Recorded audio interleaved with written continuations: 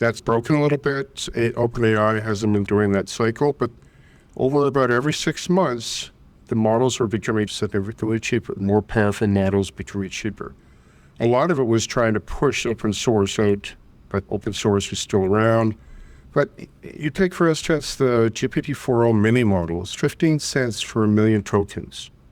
Even using open source models or hiring programmers to do a bunch of this detailed work, it becomes really economically feasible to use these models to do a bunch of these things.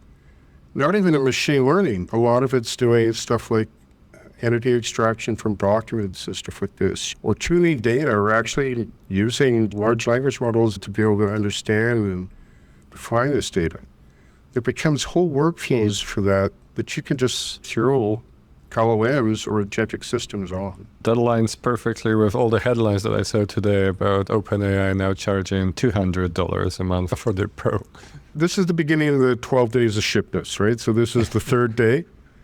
I believe that $200 is going to start to include a lot more things.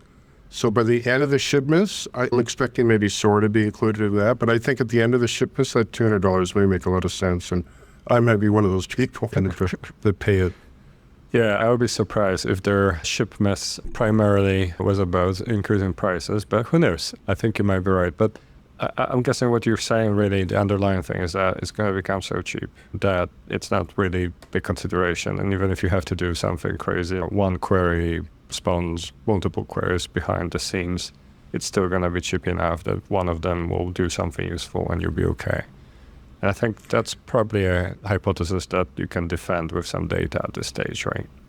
Cheap overall, right? It's not just the cost of models reducing, but it's the cost of talent being used to develop these systems. It's not necessarily replacing a programmer, but if you're giving them the tools to do a lot more efficient development and the ways developing things so they become more maintainable, how would you rather have to handle a system that's written in a natural language or some programming language you don't get that in 5 years?